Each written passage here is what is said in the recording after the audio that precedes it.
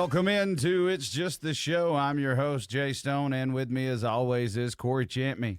Hey. And today we're here to bring you our version of the top 10 greatest Braves moments of all time. I got a surprise for you. Oh, I can't wait. I love surprises. We're going to do top 10 Red Sox moments, too, and we're going to list off the top 10 players from each one of those teams, the Braves and the Red Sox. Fantastic. Actually, I'm going to let you guess. Oh, I like guessing. I know you do. And you have arrived at episode 35, where we're talking about the some top moments of all times from our favorite baseball teams. It has been a week, too, hasn't it? My goodness. We've been dealing with the flu and been dealing with Pilates and with softball. And, I mean, it's just been one thing after another. My whole house got the flu except for me, which I don't know how that happened, but apparently it happened last week. So I have no idea, but yeah, it's, ugh, man, that stuff is nasty. I'm glad no one else got it. Amen. But other than that, I brought you cookies today to work. Yeah, man, I appreciate that. Work wife hit a home run today. Yeah, that's right. Yep. I'm his second work wife. The first one left him. He came and visited today, too. I'd already eaten the cookies, though. Yeah, I said, don't be sharing them with nobody. He said, man, I ain't going to share my cookies with nobody but my wife. Yeah, I'm a real-life cookie monster. I sent him a picture of the bag that had nothing but sprinkles on it. He also left a sticky note on it that said, "You're welcome." Yeah. I was going to bring some to the show, but then I was like, you know what? They got to stay, like, out all day or whatever, and I wasn't about to give you no tummy ache, so. And by the time this episode hits airwaves, the Braves are going to be moments away from opening pitch tonight in Los Angeles. They face off against the 5-0 Dodgers. The Braves currently have not won a game this season. They're 0-4. They were swept by the San Diego Padres. It was not a fun series to watch.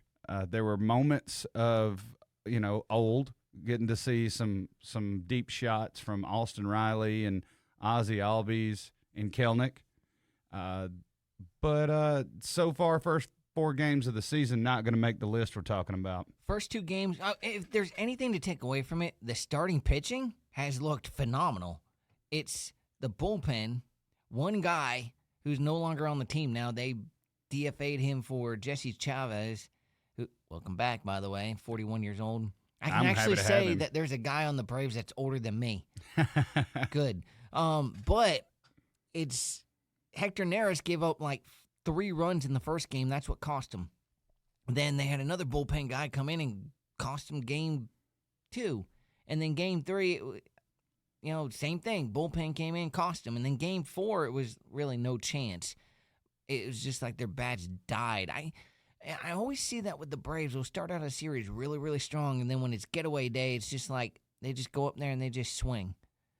It's like, okay, all right, I understand where you're coming from, but I think that they had such a strong ending to spring training. I wonder if they blew it all on those last three or 4 spring training games. You kind of hope not. You want them to you know what? Even if they did, it's not like they can't come back from a deficit like this. I mean, the year that we won the World Series, we were below 500 at the All-Star break. So, and I don't see 0-7 as realistic. I still think they're going to be able to sneak a win or 2 out in L.A. You're facing the bottom of L.A.'s pitching staff, so. And then you have Chris Sale on the mound tonight, who doesn't have a win or a loss in the column with that middle inning pitching you were talking about in that bullpen. We went through a few guys before we saw our closer, and now Iglesias is out for a time, and we're going to lose Profar. Lopez is out for 15 days, and then Profar, which kind of makes you raise an eyebrow at last season. The strong season he had, he tested positive for performance-enhancing drugs, so he's out for 80 games, which means he doesn't come back to like game 84. So that means that he'll play only like 77 games or 76 games, something like that. And tell us about the new rule.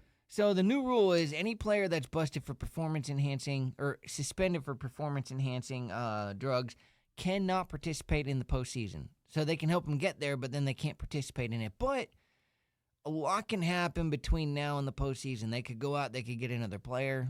Players get released. Trading deadline happens. There's a lot of things that could go on. Ronald Acuna's going to come back. Brian De La Cruz or Jared Kelenic could catch fire. You never know. They went out today and they got a guy from the Reds named Stuart Fairchild, who's kind of a speed guy that he hits to the gaps. So, they went out. They already knew this was going to happen, so they went out. They were prepared. Ozuna and Olsen, I'm not worried about. They're going to find their stroke, and they're going to get – this team is going to get hot. They're not going to stay like this forever. And if they're going to do this, I'd rather them do this now at the beginning than like they did last year in September. Without a doubt. Let's crap out early. Let's not crap out late. Yeah, let's get it all together early. I mean, we really need to work through that bullpen early in the season, see what we're working with. Starting pitching has looked good. We've got an East Coast run coming up. We've got 6 games at home after this series. Then we've got a 6-game road trip all on the East Coast. We do have to go from Tampa, Florida to Toronto, Canada, and then back home against Minnesota and St. Louis, and that kind of pretty much takes us through the end of April as a road trip in Arizona and Colorado, and then we're back home against the Dodgers to open up May. That's a Friday, Saturday, Sunday weekend event. The reason I go through all that is let's get through April, and I would like to see us lay the hammer down on Los Angeles May 2nd, 3rd, and 4th that weekend. Those are big games. Saturdays on Fox, Sundays on ESPN. So it's like if we're, players make the plays in big time in the prime time. So we've got to have those. Those are 7 p.m. games, prime time, East Coast. If they split with L.A. and they come back to Atlanta at 2-5, that's manageable. Mm-hmm. Even if they are at 1-6, that's better than 0-7. Absolutely. So I mean, if they win 1 or 2, I would love for them to split in L.A. If they split in L.A., that's the best case scenario. Now, if they catch fire in this L.A. series for some reason, I don't know. They always play well in Los Angeles, it seems like. Ball just carries well. Yeah, and they're using those thunder sticks now, those thunder bats that the Yankees have been killing everybody with in the first 4 games. So, yeah, let's use those thunder bats. And that Matt Olson double would have been a home run if he was using that thunder bat in San Diego. Yeah, these new torpedo bats. Torpedo bat, that's what it is. They're creating a stir amidst a 15-homer weekend that the Yankees had. I think they broke some MLB record. The first 4 or 5 batters of the game hit a home run with these bats. It does not break any current long-standing MLB rules at all. There is a very intricate description of the parameters of a baseball bat in Major League Baseball and the do's and don'ts and how big and small and the width and the diameter and all that jazz is carefully laid out. However, it does not specify that the thickness of the barrel has to be at the tip of the bat. It doesn't have to be at the bat head. So they moved the thickness of the barrel toward the middle where what you would say was the sweet spot. That's right. So they're insinuating these bats are loaded, but they are in fact not. They're just honed in a way that at the batter's on time, they're absolutely going to lay it. Let me tell you the something. Wood. As nitpicky as MLB is, these bats should not be used unless MLB did like a thorough inspection on these bats. So hopefully that these bats will help the Braves get their bats going. But, yeah, I mean, if Matt Olson hit that bomb that he hit in San Diego, instead of it bouncing off the top of the wall, it's probably 3 or 4 rows back. Absolutely, and that's good for the fans. The fans want to see hitters hit, and that's going to bring back pitchers that have movement and get away from these kids who are throwing 105 miles an hour, and every 3rd or 4th pitch they hit somebody. We want to get away from that. We want Greg Maddux back on the mound. We want somebody painting the corners both sides. Let me ask you a question. How many Tommy John surgeries did Greg Maddux and Tom Glavine had in their career? Probably 0. 0. There you go. And they didn't throw hard. They were finesse pitchers. Yep. And Tom Glavine worked the corners. He went inside, outside, inside, outside. Greg Maddux just messed with them. He Jedi mind tricked you. There's a great video. I think I've sent this to you before, where he gives up this bomb to Jeff Bagwell of the Astros. And Eddie Perez was like, "Why'd you throw that pitch?" He said, "Look, we're going to face these guys again in the postseason, and he's going to be waiting for that pitch.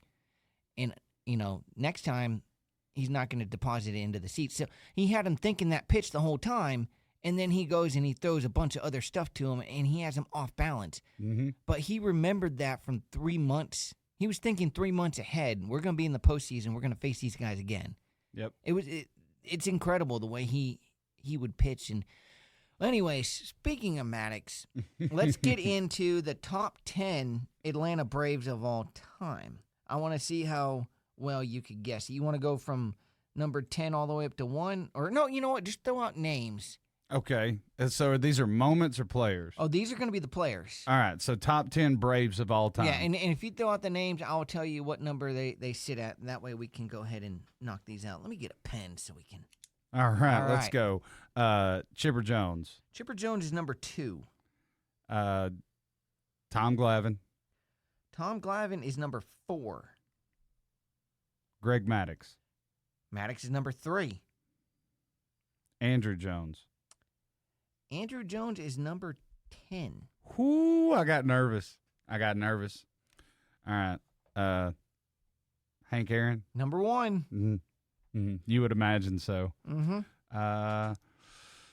Let's see. Did Freddie Freeman make the list? Number 6. Wow. And I'm using Chat GPT, and I'm going to tell you there's only 2 differences in my list and Chat GPT's list. Nice. Let's see. You got 2 guys that are from.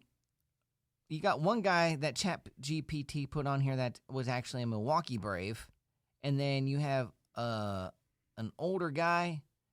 You have a World Series hero on here. Jorge Soler. No.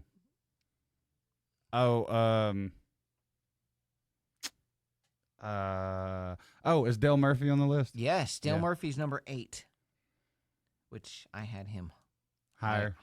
Yeah. Yeah. Everything but the chip with that guy. I mean, he won. I mean, he was. That was a loyal, long-standing player for the Atlanta Braves, without a doubt. Inconsistent. So you have 3 more. Is John Smoltz one of them? Number 5. My man. That is my favorite Atlanta Brave of all time. All right. So one of these is Milwaukee. You have 2 more. Okay. So old school. Well, one is a World Series hero, and then the other one is an old school guy. He's in the Hall of Fame, but he played with Hank Aaron in Milwaukee. I think he only played 2 years in Atlanta. The first 2 years they were in Atlanta. World Series hero. They only had 2 World Series that they won. And one's not Jorge Soler, so it's 96. No, 95. 95. Yeah. And you already said Glavine, so it's not him. Glavine, Maddox, Smoltz. Think Game 6, home run. Oh, my God. Why can't I think of his name? I throw in the towel. David Justice? David Justice. Yeah. God, I wanted to – it's so deeply ingrained in my mind. I wanted to say David Jordan. Okay. And I knew that was wrong. And the Milwaukee guy, you want me to give it to you or you want to try to guess? Go ahead. Eddie Matthews. I would have never gotten Eddie Matthews. Okay, so my list is a little different. Okay. The top 2, I think actually the top 5 are the same. Hank Aaron, Chipper Jones, Greg Maddux, Tom Glavine, John Smoltz. I didn't have Freddie Freeman at number 6. I had Dale Murphy at number 6. I would have too. I had Andrew Jones at number 7, and then I had Freddie Freeman at 9 or 8. And then at 9, I had David Justice in the same spot. And then at 10, I had who did I have at 10? I didn't have Eddie Matthews. Who did I? Oh, I had Javi Lopez just because I'm catching. But the reason why I have Andrew Jones higher than Freddie Freeman is Andrew Jones played longer, hit more home runs. He was, oh man, the plays he made in center field. Yeah, incredible. And when you think of Andrew Jones, you think of the time with the Braves. Yeah. With Freddie Freeman, I think people are still going to remember him as a Brave, but now you have this Dodger run that he had, and he was a postseason hero last year for them. Yeah, so and he's from California. And it's going to be a toss-up, but he has spent more time in his career in Atlanta. True. Andrew Jones went from team to team to team after he left Atlanta, but he's always going to be known as a Brave. Without a doubt. And I will always remember him for his fielding ability and hitting ability and how quickly he jumped on it. That like remnants of that Ronald Acuna Jr. start. And Chipper Jones is, very rarely do you have a player that plays their whole career with a team, especially nowadays. And, Chipper Jones was that guy in the 90s, and he went all the way up to 2012 was his last year. And so he was in that players jump around to different teams type thing, but he stayed with Atlanta. Hank Aaron didn't even spend his whole career in Atlanta. He spent the last couple of years with the Brewers, going back to Milwaukee. So it goes to show you. All right, so I am going to now. We're gonna have some fun here. Top 10 Red Sox.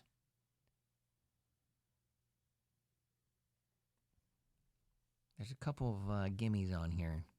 Oh, yeah, I don't know any of them. Yeah, you do. I don't know a single you Red do. Sox off the top of my head. Yeah, you do. Let's see. Veritek? Veritek is on my list is number 8. Yes. Okay. Jason Veritek.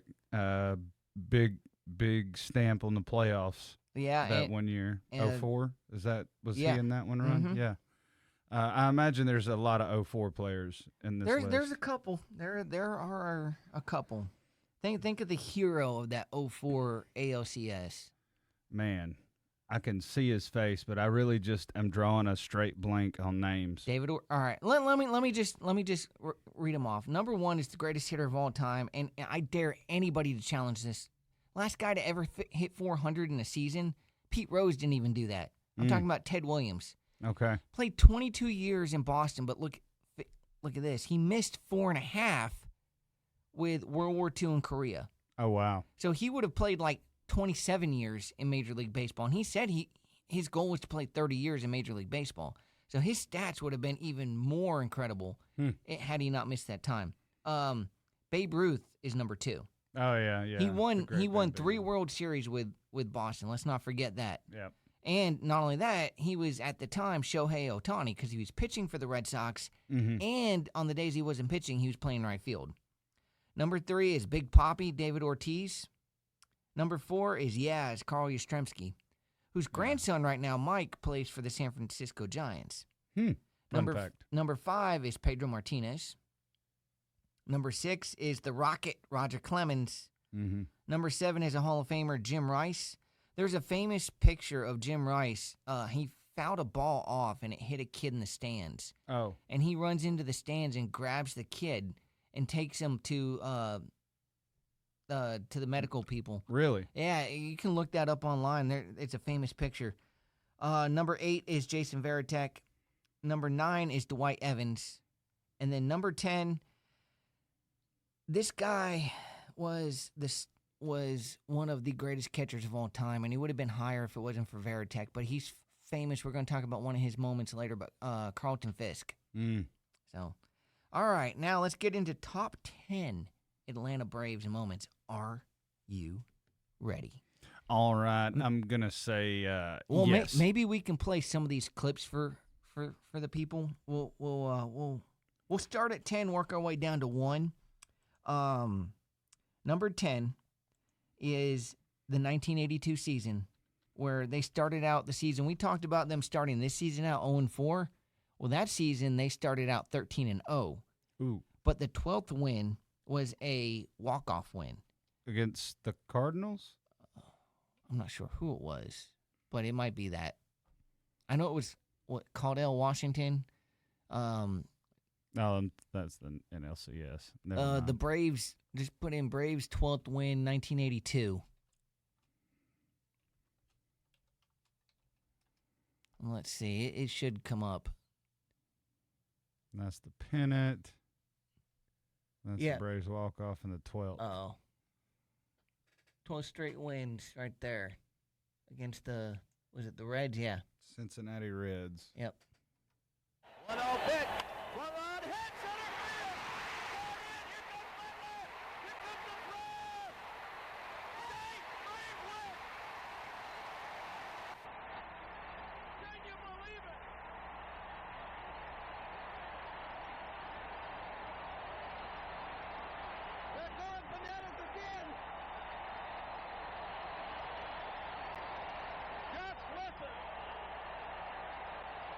Oh, there was Chief Nakahoma in that highlight. Yeah, that was the old school 1980s uniform. Now, what made this Braves team so good was that they were lousy for a long time in Atlanta, and they had come back and won 12 actually 13 in a row because they'd win the next game after this. But this was a team that had Dale Murphy, Bob Horner, Chris Chambliss, Rafael Ramirez. I mean, Phil Negro was on this team. I mean, it was a pretty good team. Gene Garber was their closer. So, and the manager was, who do you think the manager was? Pretty famous manager. Joe Torre. Really? Joe Torre managed the Braves? Mm-hmm. I did not know that. Before my time. Now, they won 13 games, but they finished 89 and 73. That was good enough to be first in the NL West. But then, back then, they only had, like, the NLCS. They didn't have the expanded playoffs. They did a very Braves thing, and they got swept by the Cardinals 3-0. Yeah, of course they did. But it's number 10 because that was the first real exciting thing since, another thing that we'll get on the list. But all right, number 9, the Crime Dog comes to Atlanta on July 20th, 1993. The Braves traded for Fred McGriff. This was the same day where there was a fire in the press box. Where people don't know, the press box is where they call the games for radio and on TV. There was a fire in the press box before the game. And that same night, McGriff homered in his debut with the Braves. Now, I'm going to bring up that McGriff trade. I'm going to tell you how the Braves hosed the Padres on this on this trade. Because this is incredible. I just think that you go back. I like to do this every once in a while. I'll go back and look at some of these trades, and it's like, oh, man. All right. On July 18th, 1993, so 2 days before the fire happened, the Atlanta Braves acquired Fred McGriff from the San Diego Padres in exchange for Melvin Nieves, Vince Moore, and Donnie Elliott. Nieves was the only one that went on to play in the majors out of all those guys. And McGriff would go on to be on that 95 World Series team. And McGriff had that whirly bird swing where he'd swing and it'd twirl it around his head. It was awesome. To get an idea of what he has, and then the third time around, they have him sort of figured out a little bit. And that might be happening with the Braves and Hiroshi here. Let's see if McGriff can keep it going. To center field and deep. Back to the wall is Jordan. It's out of here. We're tied. Welcome to Atlanta, Fred McGriff. How about that? Welcome to Atlanta, Fred McGriff. And they hosed the Padres on that trade. Yeah, I mean, they did. gave up 3 prospects for, 4 years of Fred McGriff? I mean, that ball, he hit that ball out to dead center, too. That was, in the old Fulton County Stadium. Oh, yeah. Oh, man. All right, number 8. Very, very famous play. So, in 1992, the Braves are coming off that 1991 miracle worst to first season, right? Mm-hmm. 1992, they're facing their old nemesis, the Pittsburgh Pirates, in the 1992 NLCS. And it all comes down to a hitter that they hadn't really used much coming off the bench, It was a chance for a guy to be a hero. And Sid Bream, the gilded horse who was injured, hurting, he was running like Jay runs in softball, getting along those bases gracefully. But Francisco Cabrera comes up to pinch hit. And let's see what happens in the 1992 NLCS. For the pitcher. He hacked at the 2-0, now the 2-1. Line drive and a base hit! Just as the score of the tying run. Bream to the plate. And he is safe! Safe at the plate! The Braves go to the World Series! The unlikeliest of heroes wins the National League Championship Series for the Atlanta Braves. Francisco Cabrera. And Atlanta pulls out Game 7 with 3 runs in the bottom of the 9th inning. Incredible. How reminiscent it is, really, of me running around third base. Yeah. It really does. But That could have been me. That is one of the most famous calls in Braves history. And Francisco Cabrera never really went on to do anything else in Major League Baseball, but he'll always live in Braves lore because he ripped a single to left And Sid Bream Yeah, hobbled around third base. hobbling around third base after having 3 or 4 knee surgeries. And he slides. When he slides, you see the ball comes in. He slides. His foot hits home plate, and then it pops up. Yep. But it already went across home plate. Yep. And he couldn't even get up off the ground. David Justice was jumping on top of him. And you see Justice, like, with his hands saying, get down, slide. Yep. And he slid probably 6 or 7 feet. He really did. And come to a complete stop. I mean, you got to love a white man with a mustache. Yep. Especially one that can't run. But once again, Sid Bream and Francisco Cabrera will go down in Braves history. All right, number 7. This happened. This is probably one of the newer moments in Braves history, but let's talk about Mr. Ronald Acuna Jr. So hopefully when he comes back, he's going to spark the Braves. But he created a category a couple seasons ago, back in 2023. He created a club, and he's the only member of that club where an individual hit 40 home runs and stole 70 bases. Ronald Acuna Jr. created that club. It's an amazing feat to think that someone could steal 70 bases in a season and still pop 40 home runs as well. Like, that is difficult. Most speed guys don't hit that many home runs because they're just trying to get on base to steal. So let's see if we... Oh, here we go. Yes. Yeah, this one was coming up on a short, so I just wanted to get it right. Okay. But yeah, it's an incredible thing to think about. 40 home runs, 70 stolen bases, never been done in Major League Baseball. There it is. He did it. A 40-70 season, and a season unlike any other in Major League Baseball history for Ronald Acuna Jr. Take the base and take a bow, number 13. Listen to that crowd. They exploded when he lifted that base up. And they were in Chicago when it happened. No, they were home. It was home. Yeah. I think the 40th home run was hit in Chicago, but the 70th stolen base. Yeah. Yep. Because the first video I clicked on was advertising the Cubs announcer. That's why I knew it wasn't right. Yeah, it's incredible to think, even that's coming off of a knee injury the previous year. He came back from a knee injury, wasn't himself, and then this was the second season back from it. And it's an amazing thing. I don't think I've ever stolen 70 bases in my life. Oh, I most certainly have not. Let alone in a season. Yeah, no way. I was a catcher. I mean, yeah, I was a running back, but I was still a catcher. And, man, I was trying to save my knees, I only slid when I had to. Are you ready for moment number 6? Let's have it. All right. Moment number 6. The Maddox, Glavine, Smoltz era of dominance. So for those who don't know, in 1992, the Braves already had Tom Glavine and John Smoltz. They traded for John Smoltz when he was a prospect in the Detroit Tigers system, and Tom Glavine was signed, was drafted by the Braves. But they needed more. They really needed more to put them over the top. So what did they do in 1993? They went out and they got a reigning Cy Young Award winner, the best pitcher in baseball, who was coming off of a dominant season with the Cubs, signed him away from Chicago. At the time, they signed him to a 5-year, $28 million contract. That's nothing now. You get like a baseline minimum player for that much money. 5 years, $28 million.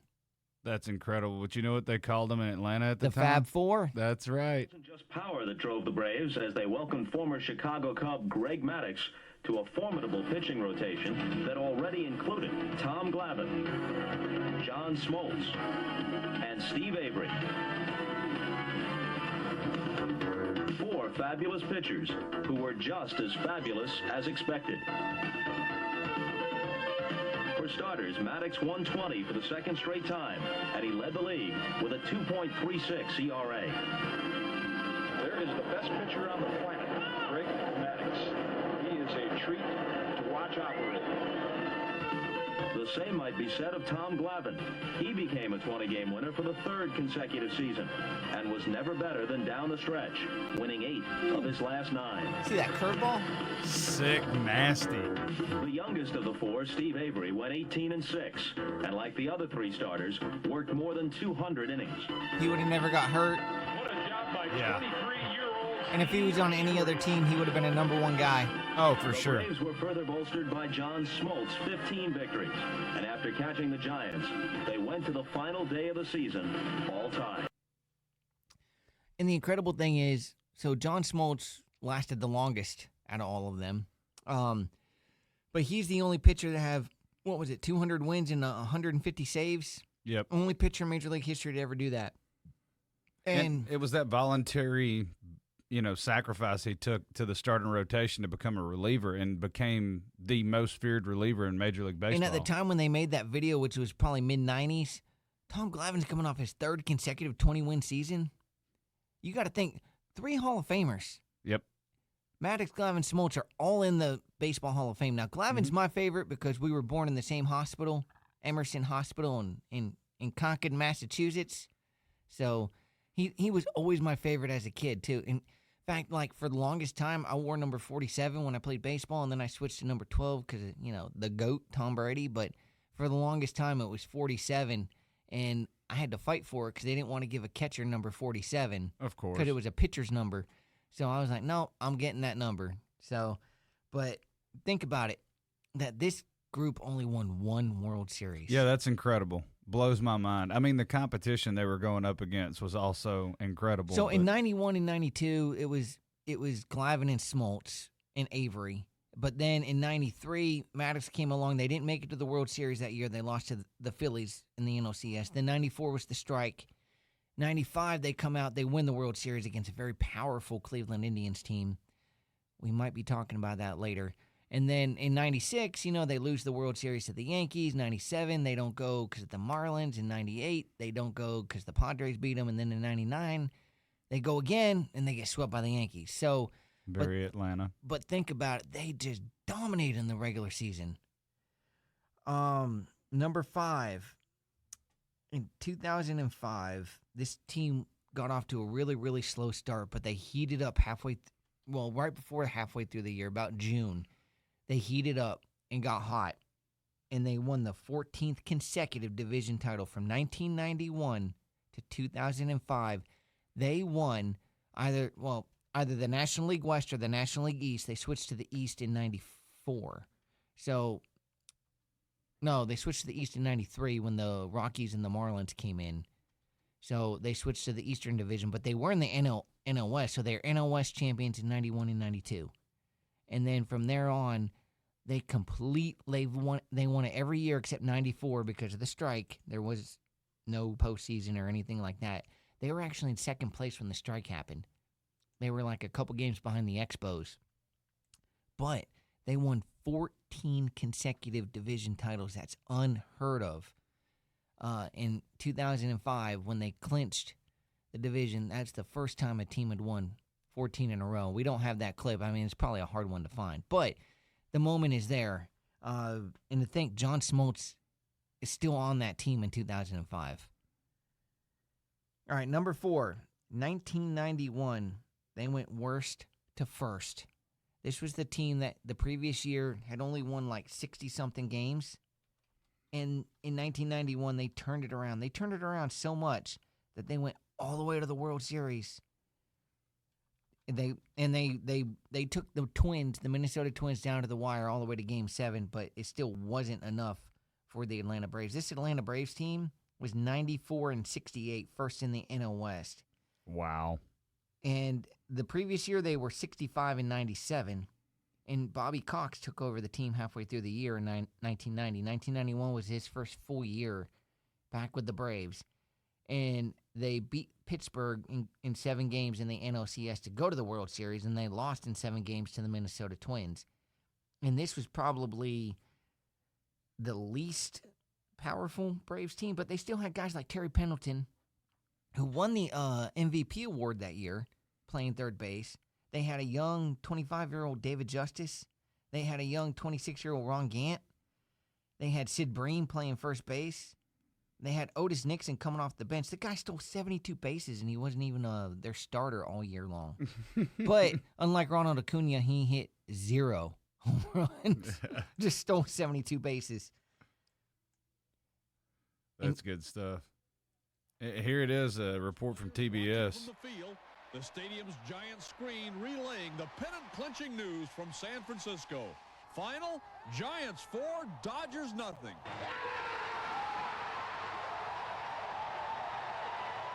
Now wait a minute. Now who's carrying who in this thing? Oh, Avery he carried us the whole series, so I'm going to carry him now. You know, all championship locker rooms have a very similar look, but this was a look that this one hadn't seen in almost a decade. It's difficult to win, and we did it. I mean, the club put on an 8-game show, eight in a row, and, 6 of them were on the road, and that's not easy. We hadn't been able to win the last few years, and for this thing to come together and see the Ron young Gant, pitchers do the job Atlanta that News they've done, reporter. I mean, it's really something great, and I feel like we're going to win everything, the World Series, playoffs, and everything. They deserve it. To be 9.5 back at the break, that's where we lost it. We didn't lose it here at the end. We lost it right after the break. And you look at some of the teams they played. Darryl some of the teams Strawberry. they played didn't really care too much about winning. Sour grapes. And whoever played us always cared about He winning. liked but that when they played cocaine. Atlanta, it was a different That's story. what they said. Yeah. Well, I'll tell you what, it might also have been a different story if Darryl Strawberry had actually been Oh, yeah. worried about the Deion Braves. Sanders was Of course, also on he said that he Braves wasn't. team. Yeah, he sure was. That was him early in the clip. But he only when had you know what his batting average was? probably not good. 191. He had 4 home runs and 13 RBIs, but he only played in 54 games because of football. I mean, and he said it in interviews. The hardest thing he ever did in his life was hit that ball. Yeah, Jeff Blauser was on this team. Mark Lemke. Tom Glavine won 20 games, and then John Smoltz won 14, and Steve Avery was 18-8 at 21 years old. Incredible. Yep. I mean, Kent Merker was on this team. It's crazy to think. All right, we're moving on to number 4. So number 3, one of the most famous home runs, not just in Atlanta Braves history, but in Major League history. And we've talked about this before. Hank Aaron was an African-American in the South in the 70s. And he came to Atlanta from Milwaukee, was a star in Milwaukee, won a World Series ring with the Milwaukee Braves. And he was getting ready to pass one of the greatest baseball players of all time, a white guy named Babe Ruth, who, unlike our friend Grizzle, thanks, was not the first African-American baseball player. Love you, Grizzle. That was Jackie Robinson. Babe Ruth was sitting on 714 home runs. And what was the story? That he had tied Babe Ruth the season before, and he had to go through the whole offseason getting hate mail, people threatening his life, people threatening his family, and he just wanted to hit this home run. He just wanted the season to start so bad and hit this home run. This is Hank Aaron's 715th home run. He hit it off of, I want to say it was Al Downing of the Dodgers. I know it was the Dodgers. I think Downing was the guy's name. And it is one of the most famous calls in Atlanta Braves history. And it's one of those, April 8th, beginning of the season. I think it was 1976, 75, 76. It said it in one of the other headers, and I missed it. My apologies. It's all right. I mean, it's... Sitting on 7-14. Here's the pitch by Downing. Swinging. There's a drive into left center field. That ball is going to be out of here. It's gone. It's 7:15. There's a new home run. And look, here comes the people running on the field. And it's Henry He's like, yo, get up off me. The fireworks are going. Henry Aaron is coming around third. And if you look at that pitch by Al Downing, that pitch was coming in on him. He didn't barrel that ball. And he still was strong enough to hit that ball deep. I mean, that ball went a long way. Henry Aaron, the home run king of all time. 7:15. And I think, as Braves fans, I don't think they appreciate Hank Aaron as much as they should. Not at all. They definitely should more. That might be a discussion for another day. But I think that, and I think a lot of it is because there's a bias in the South with him being a African American. And it's unfair. But, for the longest time, that spot where he hit it was at Fulton County Stadium when they built Turner Field. That spot stayed in the parking lot. Sure did. It was the same they used the same parking lot, Turner Field, where Fulton County Stadium stood. And you could take pictures with it and everything. And it's not there anymore. Did Georgia's, the university, did they keep it there? Yeah, Georgia State. Yeah, it's still there in the parking lot. Okay, it's still there. So if you want to see where he hit the ball, where the ball landed, you go to the parking lot of the baseball field for Georgia State, and you can take pictures of it. It's actually their football stadium. April 8th, 1974. That's it. And it went 385 feet.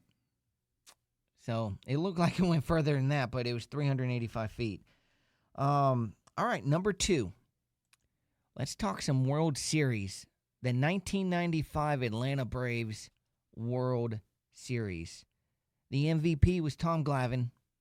David Justice hit a big home run in Game 6. And what makes David Justice's home run that much bigger is the fact that he came out dissing the Atlanta fans like the game before, saying, Atlanta fans, they're not here for us. They don't support us. They're not loud at the stadium and everything. So every at-bat he came up in Game 6, he was booed until he faced Jim Poole of the Cleveland Indians, and he smacked it out of there. And he's always going to be looked upon as a big deal in that World Series because of that.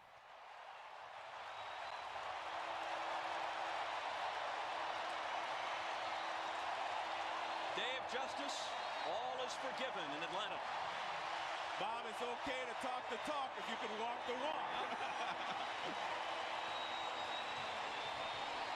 And Tom Glavine pitched a masterful game, and then after that, it was Mark Wohlers. He would come on to shut the door, and Carlos Baerga was the last batter for the Cleveland Indians. Left center field. Grissom on the run. The team of the 90s has its world championship.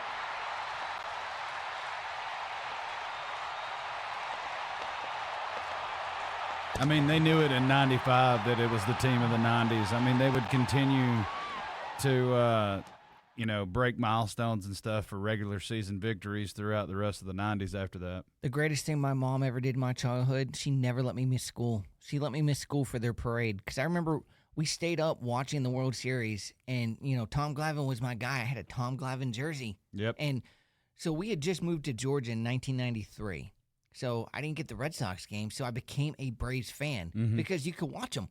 You watch them and you watch the Cubs, but they were on TBS, so you could watch them everywhere. And, man, when Tom Glavine, when he pitched that game, it was just like, man, they are not going to win this game. And Tom Glavine was locked in. David Justice, you got nervous because you're like, all right, we need to do something here. We need to get some runs. And then David Justice hit that bomb, and he knew it when he hit it. And the Jim Poole, the reliever for the Indians, he knew it when he hit it. He just put his head down. But I love the whole, all is forgiven in Atlanta. And then another announcer says, well, you can talk the talk, but you got to walk the walk. That's right. And it was great. It was the first championship, I think, of any kind in the city of Atlanta's history. And it was brought to you by the 1995 Atlanta Braves. I can agree to that. Absolutely. What we got for number 1? What do you think we got for number 1? Is it maybe Game 6 of the 2021 World Series where Jorge Soler hits one into another solar system? And not only that, we'll do like what we did with the 95 World Series. We'll bring up Soler's dagger to the heart of the Astros fans, and then we'll get the clinching moment. But before we get there, the 2021 World Series, the Braves were coming in strong. They had just beaten the Dodgers, and their pitching staff was depleted. They were going with Max Fried and Ian Anderson and Kyle Wright. And who? At the time? Because Charlie Morton took a ball off his shin and pretty much pitched a whole inning with a broken leg in the World Series. Yep, he sure did. And then Soler comes up, and this is why Soler will always be a hero in Atlanta and Atlanta Braves history. because of what he did right here. And this is in Houston. 3-1 runner goes on ball 4. So a leadoff hit now, a 2-out. So I'll be stealing second base. Soler. That was a walk. Rosario got walked. Yeah, they intentionally walked Rosario because he was the NLCS MVP and he was tearing the ball up. High fly ball to left and goodbye. Soler with a monster blast into left, and the Braves lead 3-0 here in the third. I'm telling you, Joe Buck does not do that home run justice. No. He belted it out of the stadium. He looked like Pedro Serrano swinging that bat. He did. Forget you, Joe Boo. I do it myself. I just wish he would have done the whole, marbles thing going around the base, but he crushed that ball. I mean, he straight up, he hacked at it, and then he held onto his bat and watched it. And that thing went over the railroad tracks up there at the top of the stadium and went out of the park. And your face said it all. You made that face like, ugh. Look at that. He almost fell over in his backswing. He hit that ball so dead hard. He banged on his chest and he pointed like, this is our World Series. 2 seasons ago. Over the railroad tracks, out of the stadium. And then they show the Braves fans watching it in the what is that called there? The Battery, I guess. The Battery. Yeah, the Battery. And look at Jock Peterson. First big moment of this game belongs to Atlanta, and you got to think they did this without Acuna. They went out and they got 3 guys to replace Acuna: Rosario, Soler, and Jock Peterson. Yep. And then they win the 2021 World Series. It was incredible. I got to go to Game 5, and in Game 5, you get to see a grand slam in the bottom of the first. Braves are up 4-0, and you get to see Freddie Freeman hit a home run that game. You got to see Dansby Swanson hit one, and the one that McCann hit, Swanson? No, the bottom, he played right field when Acuna went down. We already had him, and then we signed him for a 1-year deal last year. Duval. So Adam Duvall. Yeah, those guys are screwed. But back to baseball. When Duvall hits that home run into right center, he only hit it about 6 rows in front of me because I was in the standing room only section in front of the Chick-fil-A sign. So every time I see that home run, I'm trying to look and see myself. And I've got a blue jean jacket on. Yeah. With a fuzzy collar. Yeah. And then my Braves jacket on top of that because it was like 18 degrees. Yeah, it was cold. It was awful. It was a brisk October night in Atlanta, boy. It wasn't in the teens. I'm full of crap. But it was like 38 and sprinkling. Yeah. It was cold and wet. It was cold. And then Houston proceeded to lay it on us. And I think they ended up winning that game like 8-7, something like that. And then we go into Houston, and Jorge Soler just put the stamp on that. So a few honorable mentions. Andrew Jones in 1996 became the youngest player in World Series history. He hit 2 home runs in his first 2 at-bats against the Yankees in the World Series. And the Braves won the first 2 games of that World Series, and it was looking like a sweep. But then the Yankees did horrible, stupid Yankee things, and they came and burned Atlanta to the ground again. Yeah. That was an honorable mention. I will also say that you could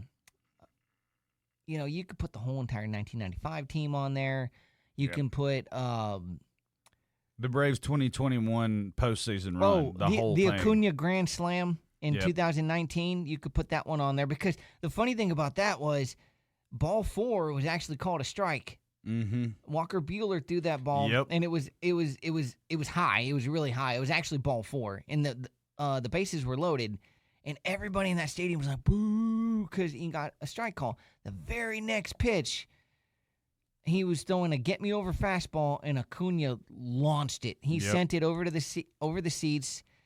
Truist Park was going crazy, and that was Acuna's "I'm here" moment. It was in the big league. So those are the top 10 Atlanta Braves moments. Now, the Red Sox moments, you don't have to look all these up. I'm going to tell you which one to look up. The 10th for the Red Sox would be the 1967 Impossible Dream season.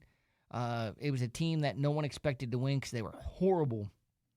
in the 60s. And in 1967, they just had that magic, and they went all the way to the World Series and lost to the St. Louis Cardinals. How braves of them. Number 9, this is one that you need to play because it's a very famous call and it's a very famous play. The 1975 World Series saw probably the two best teams in baseball at the time. The Big Red Machine Cincinnati Reds going up against the 1975 Boston Red Sox, who a lot of people said that they could dethrone the Reds because the Reds had already won 2 World Series at this point in the 70s. So Carlton Fisk's home run, and this is the reason why everybody from Little League on up, whenever they hit one down the line, they wave the ball. And Fisk will lead it off, has a single and has walked twice. And the wind blowing out. There it goes, a long drive. If it stays fair, home run. He hit that over the big green monster. We will have a 7th game in this 1975 World Series. But when a lot of body English for Carlton Fisk. Watch it. They'll show the replay. How many steps does he take? 1. He waits to see it. Get over. Get over. He's waving the ball fair. So to this day, people wave balls fair when they're hit down the line like that. And Carlton Fisk was one of the first ones to do it. And they said, look at the body language. They called it body language. Yeah. They didn't know what to call it. Number 8, this is a moment because it's not a good moment, but it's still a moment. And it breaks my heart every time I watch it. And poor Bill Buckner. The ball went through his legs. Oh, yeah. So the Red Sox were going to win this World Series. They were 1 out away from winning the World Series, and it was a ground ball to first base. And Bill Buckner, who had a bad hip and bad knees, couldn't get down, couldn't get his glove down to feel that ball. I think he put his head up too soon on the ground ball because he was worried about trying to beat the runner to the bag, and the ball went through his legs, and 2 runners came home to score. That was in Game 6.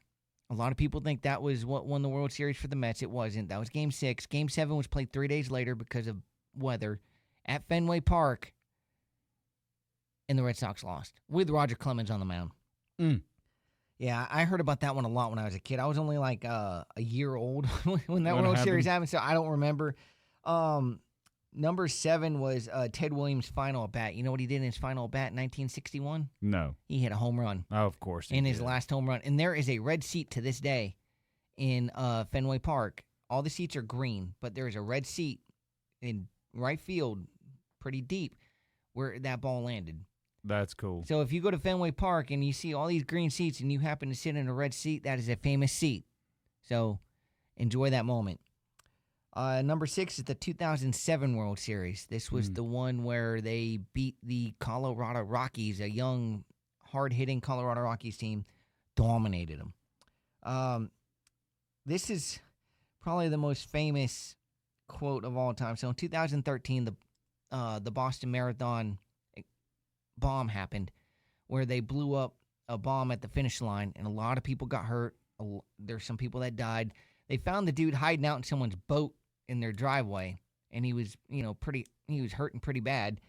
What happened was every stadium in Major League Baseball that night and the night after played Sweet Caroline, which the Red Sox play going in the middle of the 8th inning, between the top of the 8th and bottom of the 8th. Every stadium played Sweet Caroline, so that was the Red Sox song.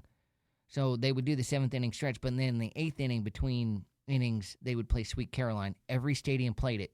Mm-hmm. And then David Ortiz had a famous quote where he dropped the F-bomb, where he said, "No one comes into our town or our city and does this. This is our effing city." And they would go on to win the World Series that year. But it was the whole bombing that happened and David Ortiz stepping up as a team leader and saying, "This is our city. We're not going to let you come into our city and do that." And you know what the coolest thing was? A sign at Yankee Stadium that said "Boston Strong." Yep. And they played Sweet Caroline, probably the only time they ever played that song in Yankee Stadium, and it was the coolest thing to ever see. Number 4 is the 2004 ALCS. Yep. Where they came down, and this was going to be higher up on my list, but a few other things happened. 2004 ALCS, where they're the first team ever in sports history, not just baseball history, but in sports history, to come back from 3 games to none, win 4 in a row, and go to the World Series. So, and then in number 3, the 2018 World Series where they beat the Dodgers. Great World Series. Steve Pearce, who? Steve Pearce, he was a veteran guy. He was just a bench guy. Exploded in the playoffs. There's always one of those guys that just explode in the playoffs. Some no-name guy.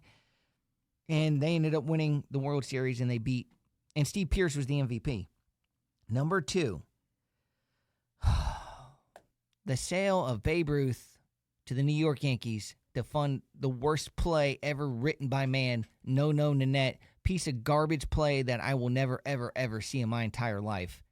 But this is the whole curse of the Bambino bunch of crap that may have been real, may not have been. I don't think he ever cursed the Red Sox. They kind of cursed themselves by selling their best player to the New York Yankees, and the New York Yankees went on to dominate in the 20s, in the 30s with Babe Ruth. Somebody probably cursed him. Yeah, and number 1 is, of course, the 2004 World Series. It had been 86 years since the Red Sox had won a World Series. 1918, the last time Babe Ruth played for the Red Sox, they won a World Series. They had to come back from 3-0 to beat the Yankees in the ALCS, and then they swept the Cardinals. And here it is. Keith Folk on the mound, Edgar Renteria at the plate.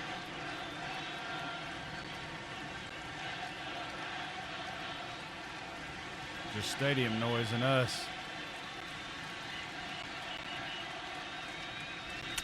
Back to Folk. Red Sox fans have longed to hear it. The Boston Red Sox are world champions. And the Boston Red Sox were world champions. So they were in St. Louis, right? Yep. And you heard "Let's Go Red Sox" chants in St. Louis. The Red Sox fans were there. Going back to 2018, that was the first World Series that was ever won at Fenway Park since 1918. So it had been 100 years since they won at Fenway. 07, 13, and 04 were all won on the road. Well, because they swept and, stuff like that. But I remember today, March 31st, is 17 years since my grandma Champney passed away. Biggest Red Sox fan ever. She was sneaking out the back door to go to Red Sox games.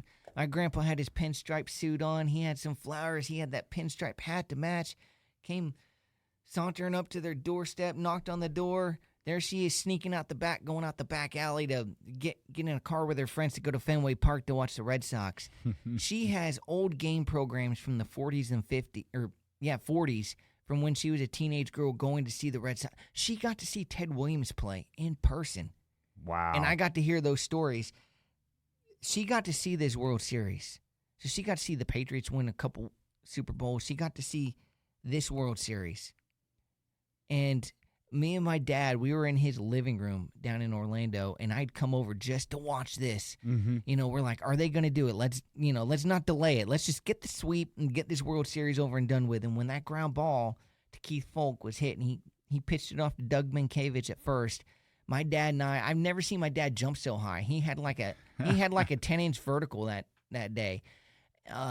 It was amazing. We hugged each other. We embraced, because being from Massachusetts, you waited your whole entire life. There had been generations that had not seen a Red Sox win a World Series. So that is the number one moment in Red Sox history, and rightfully so. Oh, without a doubt.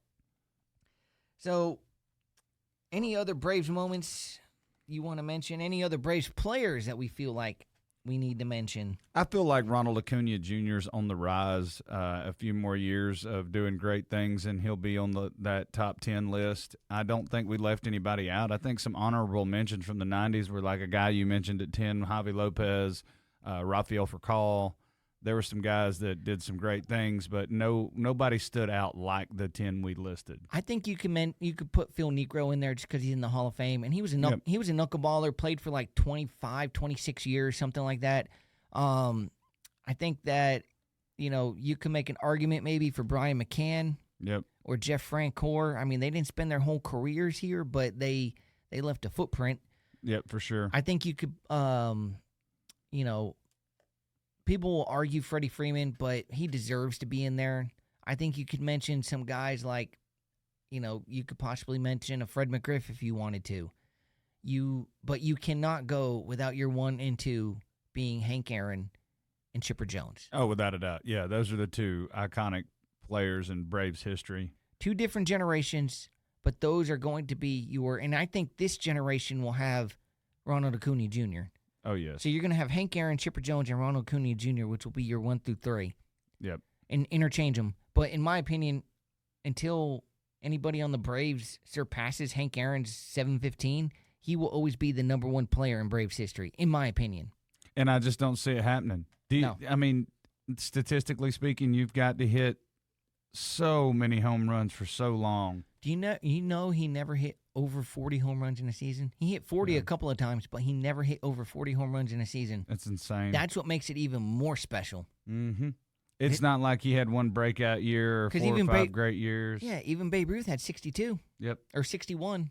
Just consistent. Or 60. Yeah. Yeah, 60. He had 60 when no one else would even think about that many home runs. Bonds ended up with 70. McGuire and Sosa passed Babe Ruth. So, and those guys aren't even close to it. I mean, Bonds passed him, but he's the only guy. A-Rod got close. Yeah. But, hey, it is what it is. But we love the Braves here, and hopefully they'll turn it around. I know they play at like 10 o'clock tonight in L.A., so hopefully they'll get their chop on. And in this series, our starting pitchers tonight, I know I said earlier we have Sale on the mound, but tonight is Grant Holmes on Monday. Eastbound and down. That's right. Grant Holmes on Monday, Chris Sale on Tuesday, and Bryce Elder on Wednesday. Oh, Bryce Elder. Oh. I guess that'll wrap it up for us in this wonderful memorial episode for Atlanta Braves and Boston Red Sox and some of their players and moments throughout sports history. Thank you guys for listening. Check us out on all platforms where podcasts are available. You can download the apps for 107.7 The Breeze and 99.3 My Country on the Apple Store or the Google Play Store, and you can find our podcast there as well. You can check Cory and I out on 107.7 The Breeze, calling high school baseball for Habersham Central this Wednesday, April 2nd at 6 p.m. You can tune in on the app or on your FM radio dial if you're locally in the area. And thank you guys again for listening. We'll talk to you soon. You've been listening to It's Just the Show, and we'll see you next time.